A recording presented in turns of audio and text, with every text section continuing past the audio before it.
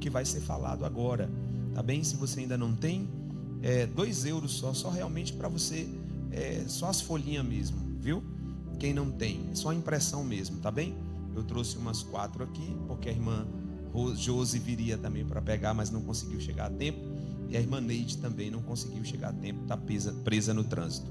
Muito bem, queridos, eu quero já ir para a introdução aqui deste material rapidinho.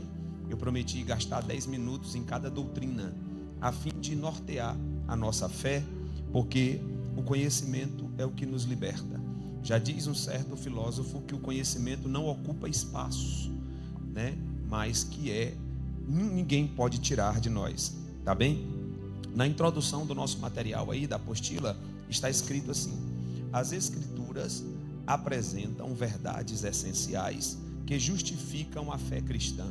As escrituras representam verdades essenciais que justificam a fé cristã. Essas verdades são chamadas de doutrinas bíblicas e servem como fundamento para a nossa vida e a nossa fé. Neste artigo nós vamos apresentar 10 doutrinas bíblicas que são fundamentais para o subsídio da nossa fé. Amém? Quem está querendo aí? Fala aí, dá um sinal, por favor. Eu trouxe 4. Ali, irmã Natália, tome aqui, irmã Natália, já veja com os irmãos. Tem 4 aqui. O Hélio também ali, a nossa querida irmã lá atrás. Qualquer coisa leva a minha também, que está tudo na cabeça. A cabeça é grande demais, viu? Aleluia. Leva aí. Veja aí quem quer, viu? E depois no final, não esqueça o profeta. Vamos lá. Eu quero convidar-los para uma leitura rapidamente. Nós vamos ler a carta de Paulo aos Romanos, capítulo de número 5. Carta de Paulo aos Romanos, capítulo de número 5. É a carta soteriológica. A carta de Paulo aos Romanos é o maior tratado teológico que tem em toda a Bíblia. Não existe nenhum outro livro na Bíblia com tantas riquezas de detalhes concernente à salvação, concernente ao proceder cristão, concernente à justificação pela fé e concernente também à ciência de Deus. Nenhum outro livro fala da ciência de Deus como a carta de Paulo aos Romanos. Então nós vamos ler essa preciosa carta no capítulo de número 5. Vamos ler aqui, deixa eu pegar minha biblinha aqui. Romanos capítulo de número 5. Olha o que diz aí. Vamos a partir do verso de número 8. Primeiramente, podemos ler? 8. Primeiramente dou graças ao meu Deus por Jesus Cristo, acerca de vós todos, porque em todo momento é anunciada a vossa fé, porque a Deus a quem sirvo em meu espírito, no evangelho do seu Filho, me é testemunha de como incansavelmente faço menção de vós, pedindo sempre nas minhas orações, que, em algum tempo, pela vontade de Deus, me ofereça a boa ocasião de ir ter convosco, porque desejo ver-vos para vos comunicar algum dom espiritual, a fim de que sejais confortados, isto para que juntamente convosco eu seja consolado pela fé mútua, assim a vossa fé como a minha. Não quero, porém, irmãos, que ignoreis que muitas vezes propus ir ter convosco, mas até agora tenho sido impedido, para também ter entre vós algum fruto, como também entre os demais gentios.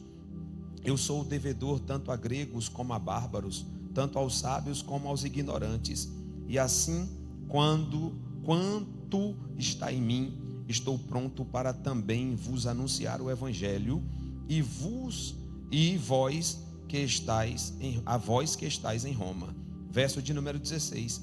Porque não me envergonho do evangelho de Jesus Cristo, pois é poder de Deus para a salvação de todo aquele que crê, primeiro do judeu e também do grego, porque nele se descobre a justiça de Deus de fé em fé, como está escrito: mas o justo viverá pela fé. Aleluia, glória a Deus. Agora nós vamos para Efésios capítulo de número 2. Efésios capítulo de número 2, versículo de número 8.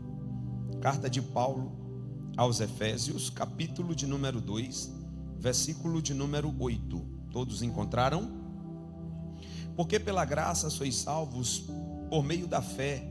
Isto não vem de vós, é dom de Deus. Olha o 7. Para mostrar nos séculos vindouros as abundantes riquezas da sua graça, pela benignidade para conosco em Cristo Jesus. E aí ele fecha dizendo: porque pela graça sois salvos por meio da fé, que não vem de vós, é dom de Deus. Vamos voltar aqui um pouquinho para o verso de número 4, ainda deste capítulo 2. Mas Deus, que é riquíssimo em misericórdia, pelo seu muito grande amor com que nos amou, estando nós ainda mortos em nossas ofensas, nos vivificou juntamente com Cristo, pela graça sois salvos. E nos ressuscitou juntamente com Ele, e nos fez assentar nos lugares celestiais, em nome de Jesus Cristo. Perceba algumas coisas importantes dentro dessas duas leituras. A primeira leitura é o tratado que Paulo fala aos romanos.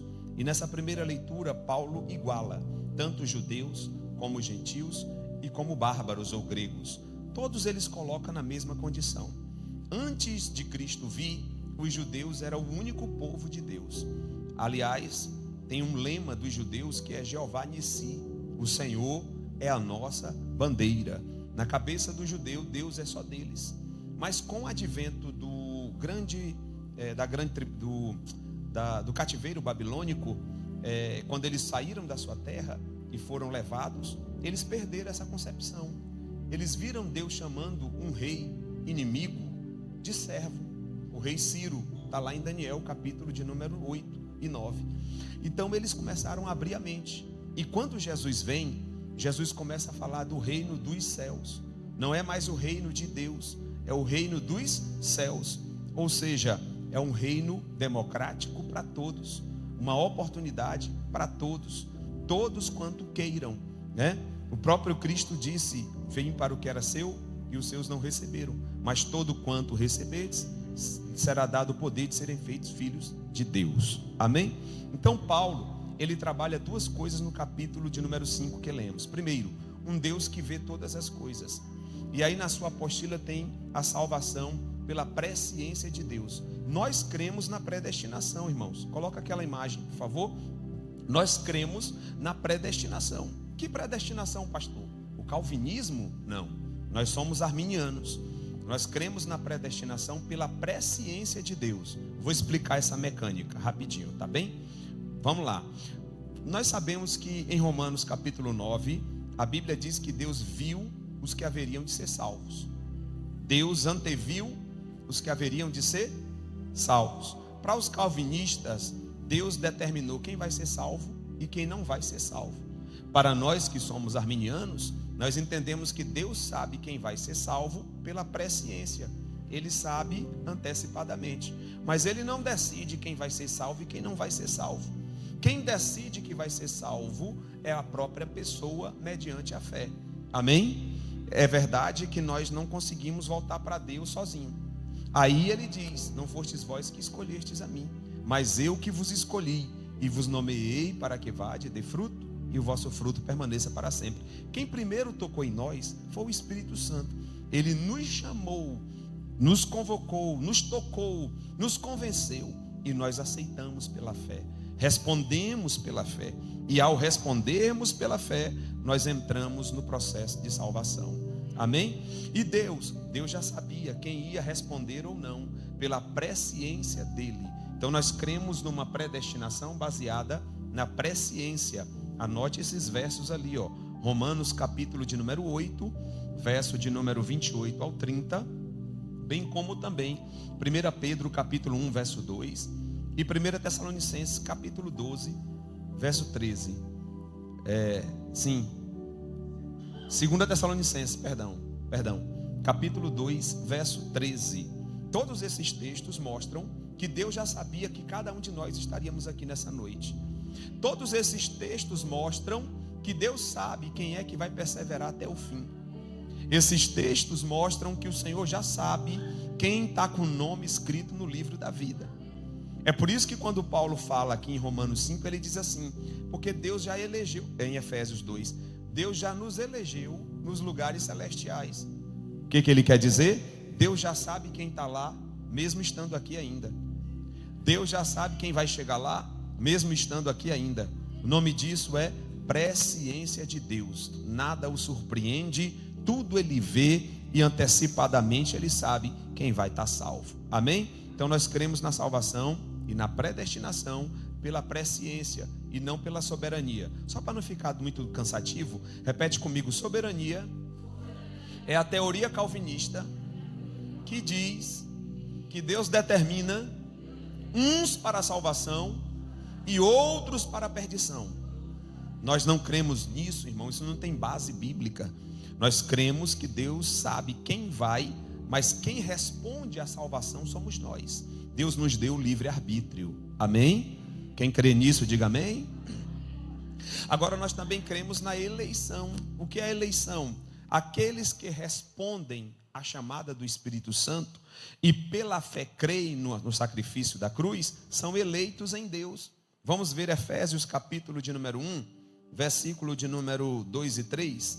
Efésios capítulo de número 1, versículo de número 2 e 3.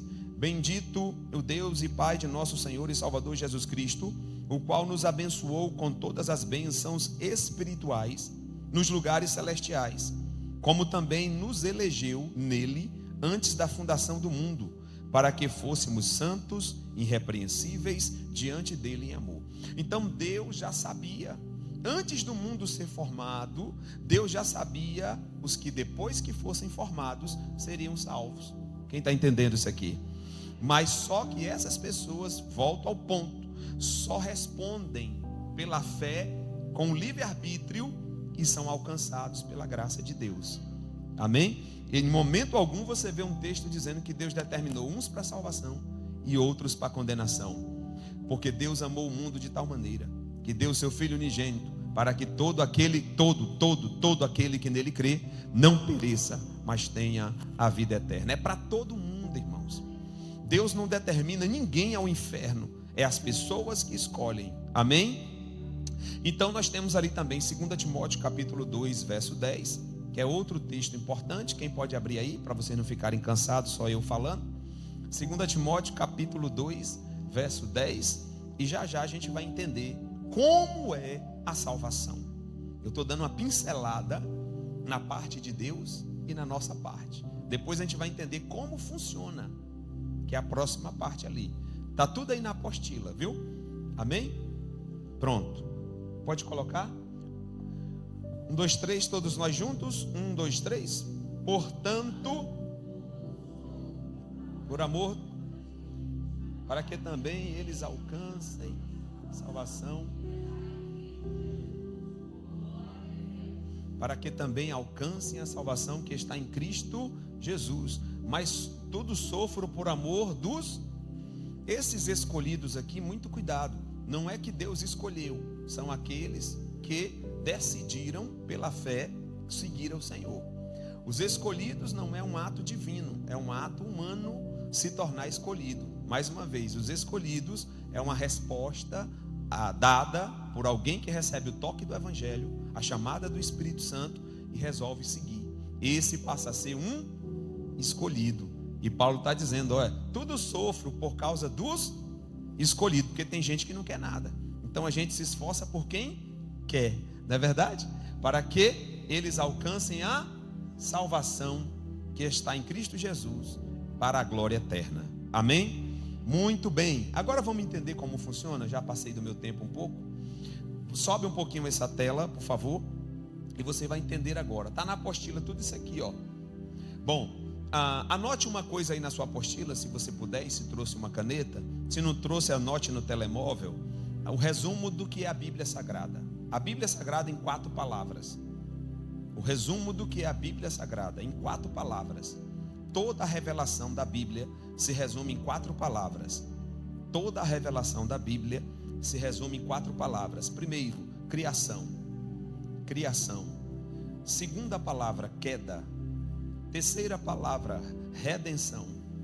E última palavra, glorificação. Toda a história bíblica se resume em 4 palavras. Primeiro, criação. Deus criou tudo perfeito. Deus criou tudo equilibrado. Deus criou o homem perfeito, um projeto perfeito. Com o pecado veio a queda. Segunda etapa da criação e da revelação bíblica. Terceira etapa, a redenção.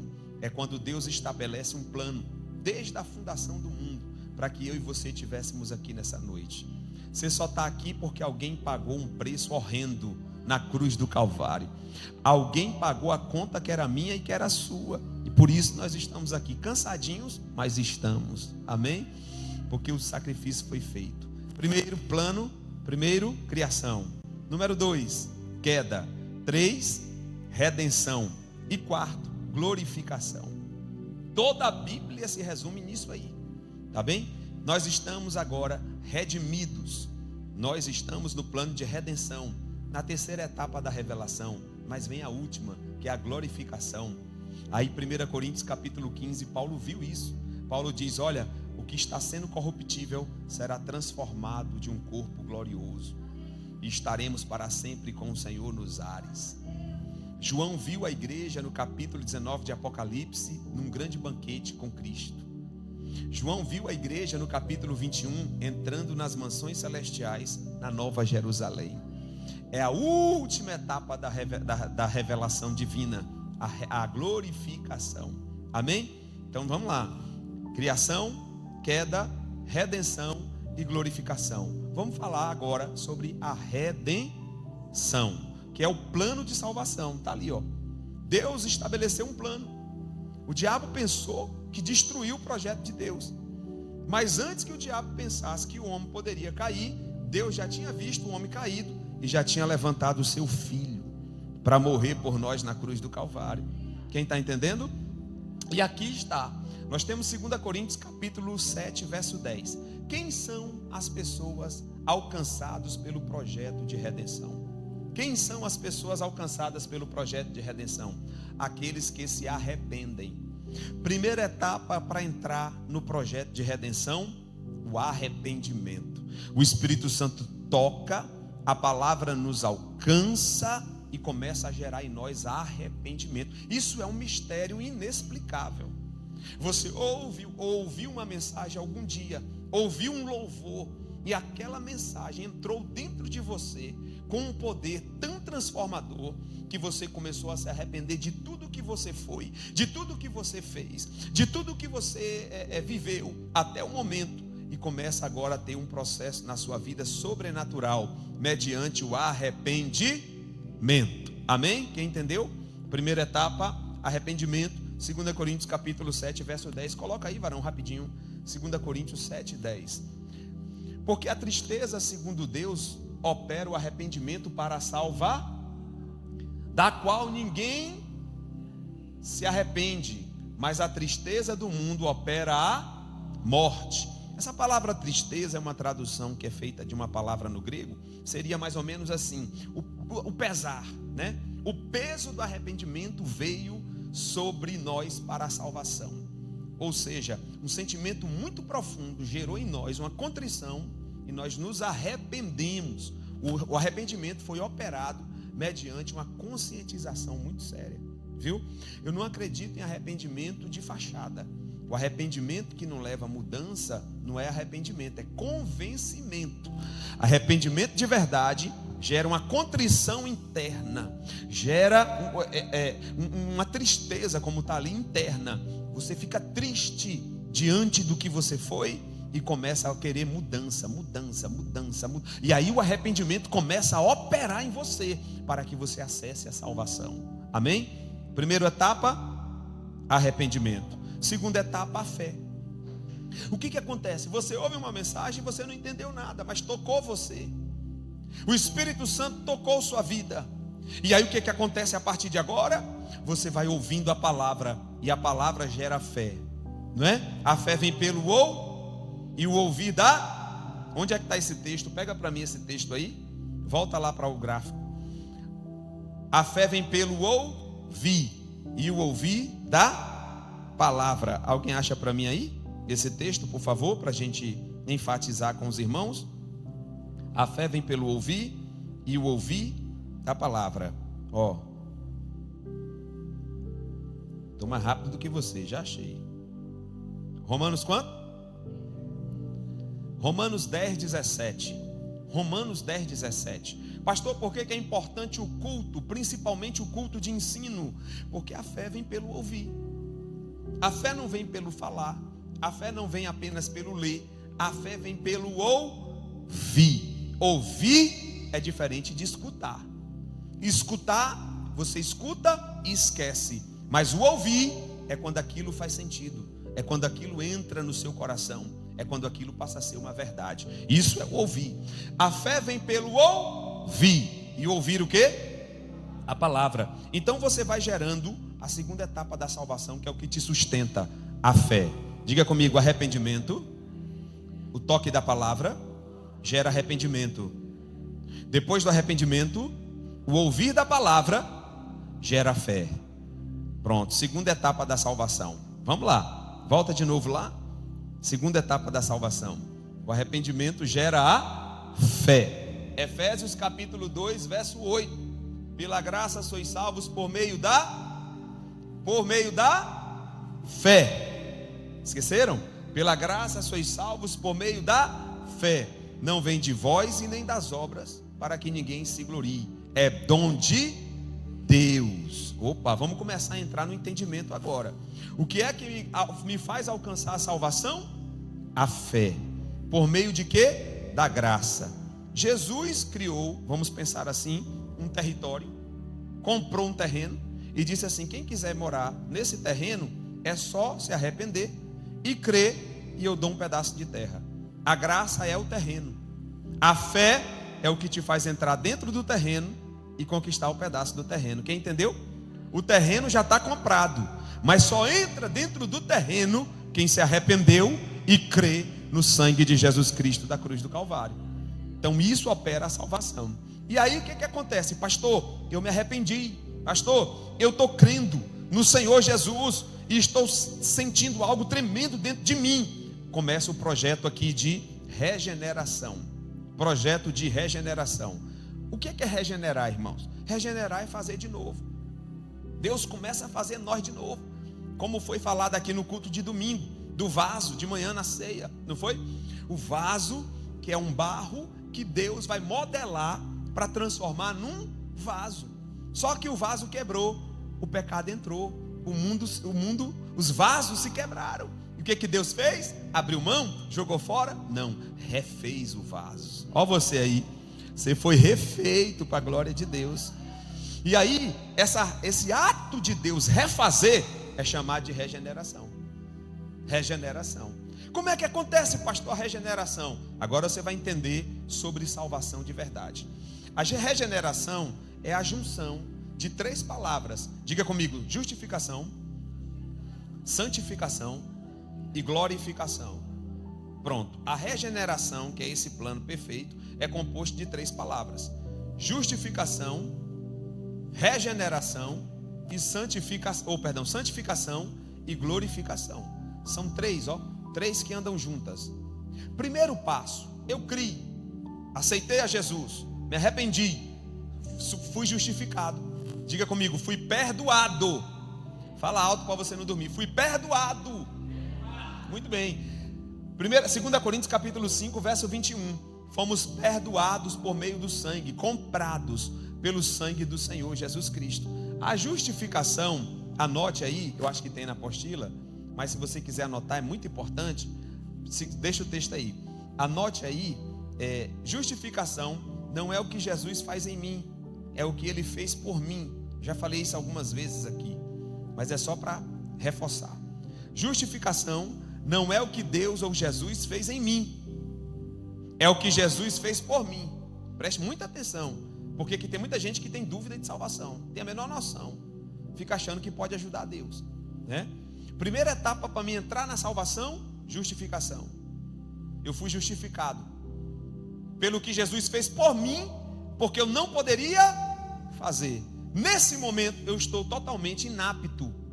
Não adianta pagar certinho as contas, não adianta andar retinho, não adianta não falar mal de ninguém, não adianta não murmurar, não adianta não xingar, não adianta não se esforçar para não pecar, não adianta. Não há nada que você faça que te torne justo, nada.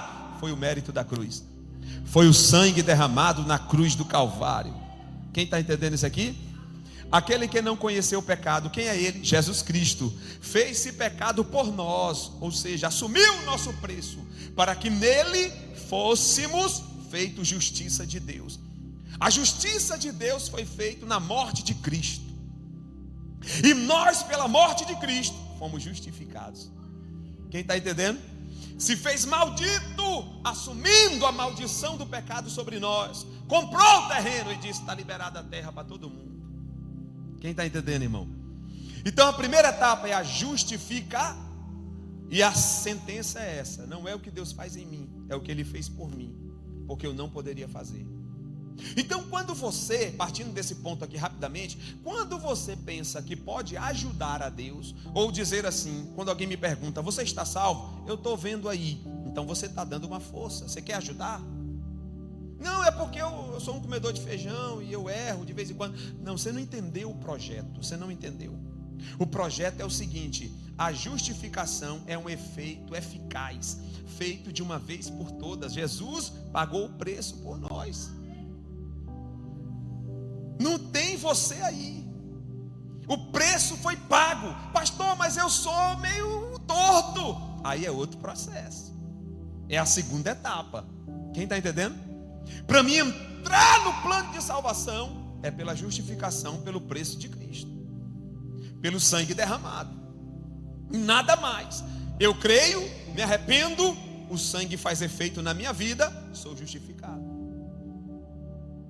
E agora, pastor, então está resolvido aí? Mais ou menos. A salvação você já conquistou. Agora você precisa dar manutenção ao que Deus te deu, a salvação. E como é isso? Segunda etapa, bota lá de novo. Segunda etapa é a santificação. Muita atenção nisso aqui.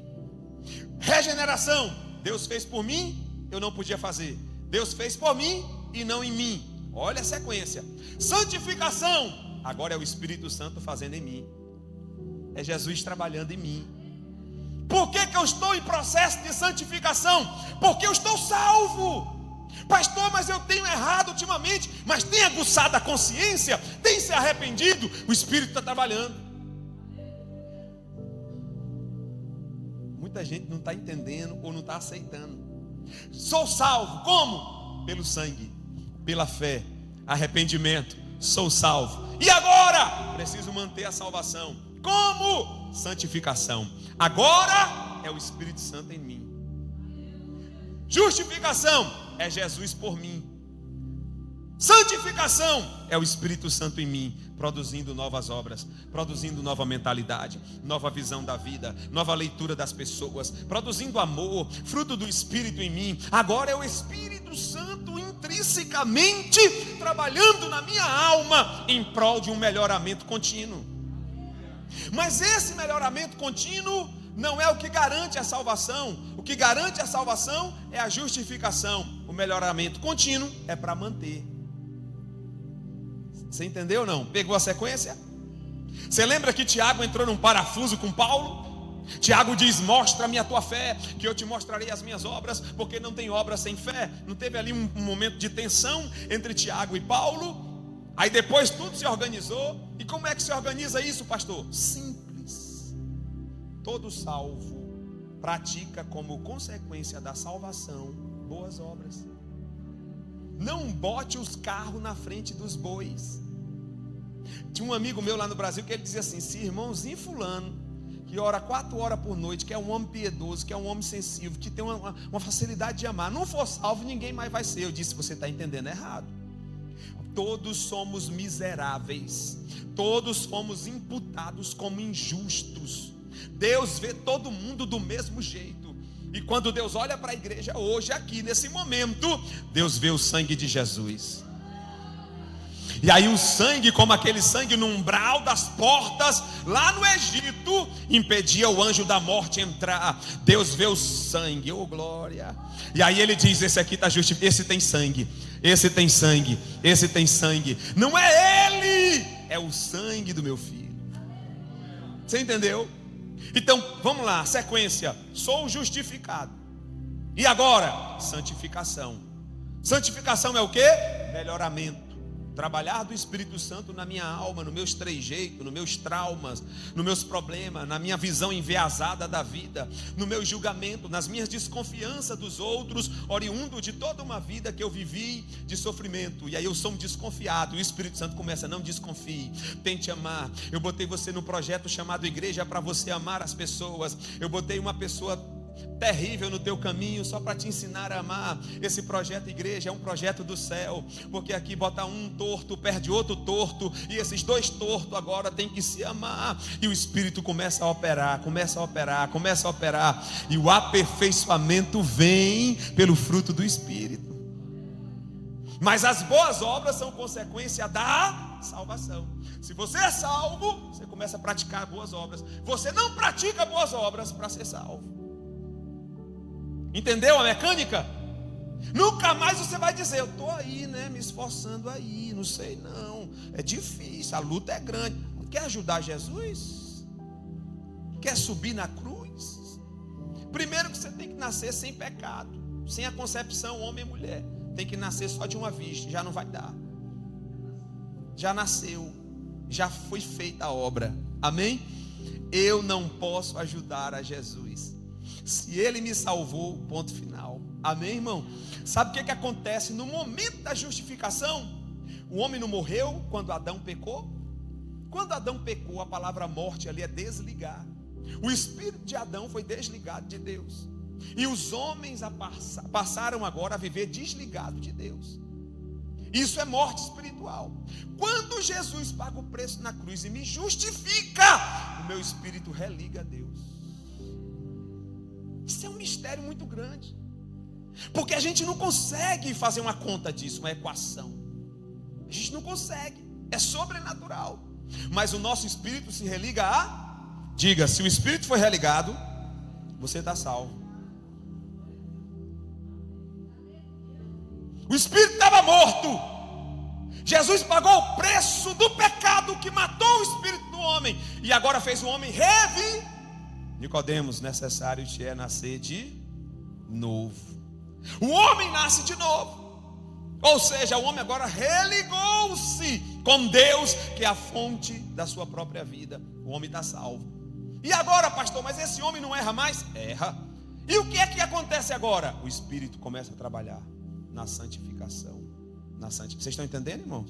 Quem está entendendo isso aqui, irmãos? Amém? Então olha que coisa tremenda. Eu sou justificado para ser santificado. Eu não sou santificado para ser justificado. Ninguém aqui é certinho o suficiente para ser justificado. Nós fomos justificados e estamos tentando melhorar. Você diz assim: eu estou salvo, mas estou lutando na santificação para manter a salvação. Compreendeu a dinâmica agora? Mudou a sequência, não mudou? A última etapa para terminar é a glorificação. Ali vai acabar toda essa guerra, toda essa luta. Porque Paulo disse em 1 Coríntios 15:51: o que é mortal se revestirá de imortalidade, o que é corruptível se revestirá de incorruptibilidade. Então cumprir-se-á a palavra que está escrita: onde está, ó morte, a tua vitória? Perdeu, morte, porque agora todos nós fomos arrebatados, estamos glorificados. E agora não tem mais tentação de pecado, não tem mais desequilíbrio, não tem mais dor, não tem mais dor de coluna que deixa nossos pastores em casa, não tem mais nada disso. Agora é glorificação, estado eterno e glória para sempre. Quem já assistiu o Superman aqui? Você sabia que você vai ser mais forte do que o Superman?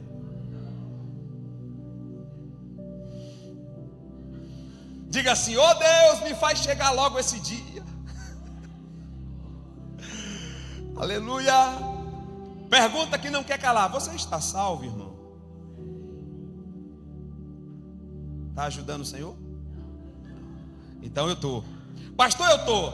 Ah, meu filho, mas tu é meio assim, tortinho. Ah, pastor, mas aí é o processo do Espírito em mim. Inclusive, vá orando por mim. Quem está entendendo? Fique leve. As igrejas precisam ouvir sobre isso. Sabe por quê? Porque o povo anda carregando 60 quilos nas costas.